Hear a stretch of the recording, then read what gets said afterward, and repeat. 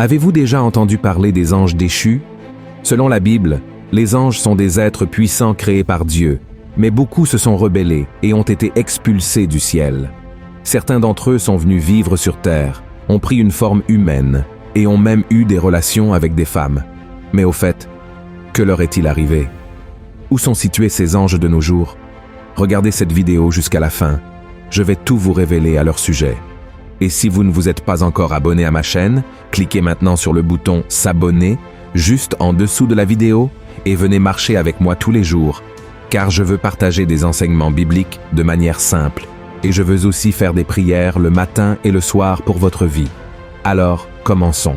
Pour comprendre la localisation des anges déchus, nous devons d'abord découvrir quelques informations à leur sujet, et la première que nous avons à ce sujet se trouve dans le livre de la Genèse, chapitre 6, versets 1 à 4. Voici ce qui est écrit.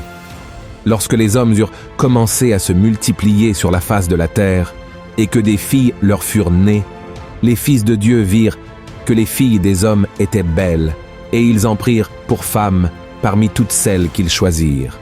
Alors l'Éternel dit, « Mon esprit ne restera pas à toujours dans l'homme, car l'homme n'est que chair, et ses jours seront de 120 ans. » Les géants étaient sur la terre en ces temps-là, après que les fils de Dieu furent venus vers les filles des hommes, et qu'elles leur eurent donné des enfants.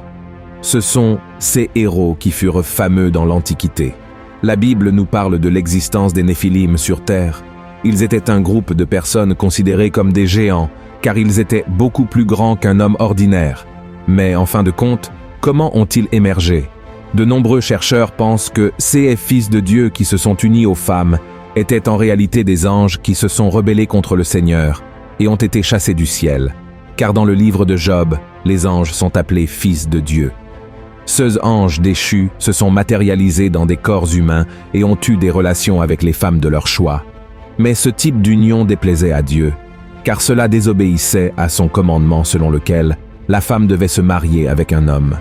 De cette union interdite sont nés des êtres géants, très vaillants et cruels, qui ont rempli la terre de méchanceté. Cela nous montre que même les anges pouvaient commettre des péchés et recevoir une punition pour leurs erreurs. Regardez ce qui est écrit dans Jude, chapitre 1, verset 6. Qu'il a réservé pour le jugement du grand jour, enchaînés éternellement par les ténèbres, les anges qui n'ont pas gardé leur dignité, mais qui ont abandonné leur propre demeure. Cela nous montre que ces anges déchus qui se sont unis aux femmes sont actuellement prisonniers et enchaînés, et Dieu les maintient ainsi jusqu'au jour du jugement final, en raison de leur rébellion et de leur destruction sur la terre. L'apôtre Pierre a également dit que ces anges déchus sont retenus dans les ténèbres. Regardez ce qui est écrit dans 2 Pierre, chapitre 2. Car si Dieu n'a pas épargné les anges qui ont péché, mais s'il les a précipités dans les abîmes de ténèbres et les réserve pour le jugement, maintenant, pouvez-vous imaginer quelqu'un renonçant à une vie de lumière pour vivre dans une obscurité totale? Cela ne semble pas être un choix difficile à faire, n'est-ce pas? Car il est bien meilleur de vivre une vie de lumière. Cependant, de nombreuses personnes préfèrent parfois vivre une vie de péché et de désobéissance envers Dieu, oubliant qu'elles renoncent à une vie éternelle pour entrer dans l'abîme des ténèbres. Cela se produit parce que beaucoup ne prennent pas au sérieux la miséricorde du Seigneur. Dieu nous épargne chaque jour d'être jetés en prison. Il nous montre le chemin pour revenir à lui, mais malheureusement, beaucoup préfèrent se rebeller contre lui et contre sa parole, et comme nous le savons déjà, cela ne finira pas bien. La Bible dit dans Jean, chapitre 3, verset 19, que la lumière est venue dans le monde, et cette lumière, c'est Jésus, mais les hommes ont aimé les ténèbres plutôt que la lumière, car leurs œuvres étaient mauvaises, et ils n'ont pas voulu se repentir. Alors, frères et sœurs, que cela nous serve d'avertissement à tous, amen, et en plus de ces anges maléfiques qui sont actuellement emprisonnés, il y a aussi les autres anges qui se sont rebellés contre Dieu aux côtés de Lucifer, et ils ont été chassés du ciel. Voyez ce que dit la Bible. « Te voilà tombé du ciel, astre brillant, fils de l'aurore. Tu es abattu à terre, toi, le vainqueur des nations. Tu disais en ton cœur, je monterai au ciel, j'élèverai mon trône au-dessus des étoiles de Dieu, je m'assiérai sur la montagne de l'assemblée, à l'extrémité du septentrion. Je monterai sur le sommet des nues, je serai semblable au Très-Haut. Lucifer était un ange de lumière, mais il a péché en laissant l'orgueil dominer son cœur et en désirant être plus grand que Dieu. Ainsi, il est devenu Satan, ce qui signifie adversaire. Dans le livre d'Ézéchiel, chapitre 28, la Bible affirme qu'on a trouvé la méchanceté et la violence dans son cœur, nous montrant que même les anges avaient le libre arbitre et la sagesse. Mais ils ont choisi de ne pas écouter Dieu et ont cédé à l'orgueil, se rebellant contre lui.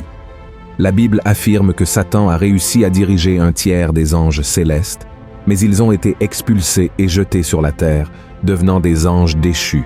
Maintenant, où sont-ils? Dans le livre d'Éphésiens, nous trouvons la réponse. Lisons ce qui est écrit. Car nous n'avons pas à lutter contre la chair et le sang, mais contre les dominations, contre les autorités, contre les princes de ce monde de ténèbres, contre les esprits méchants dans les lieux célestes. Regardez cela, frères et sœurs. Cela nous montre que Satan et les anges déchus sont partout dans le monde entier. La Bible révèle à plusieurs reprises que le diable est ici sur terre, errant d'un endroit à l'autre, comme il est écrit dans 2 Pierre, chapitre 5, verset 8. De plus, ils habitent dans les régions célestes et beaucoup croient qu'ils habitent également sur les planètes autour de nous, venant sur terre. Ceux démons qui habitent dans les régions célestes lancent des flèches enflammées contre nous et dans nos pensées, en plus d'essayer d'empêcher les bénédictions de nous parvenir par le biais des anges. Dans le livre de Daniel, chapitre 10, verset 13, il est dit qu'un ange a été empêché par Satan pendant 21 jours de transmettre une révélation à Daniel, jusqu'à ce que l'ange Michel vienne et l'aide. Frères et sœurs, il y a une leçon puissante que nous pouvons apprendre de tout cela. Dieu montre que même les anges n'ont pas été épargnés par la punition pour leurs actes. Et s'il n'a même pas épargné les anges qui étaient à ses côtés, je suppose qu'il n'épargnera pas une génération qui ne veut même pas savoir de Dieu. Nous savons que le Seigneur nous a donné le libre arbitre pour choisir comment nous voulons vivre nos vies. Si nous choisissons de vivre en obéissance au Seigneur et à ses enseignements, nous recevrons certainement tout. Ce qu'il nous a promis, y compris une vie à ses côtés, pour toute l'éternité. La Bible dit dans Éphésiens, chapitre 2, que le salut est par la grâce, par la foi en Jésus, et non par nos bonnes œuvres. Tout ce que nous devons faire, c'est nous repentir et croire que Christ est mort et ressuscité pour nous sauver.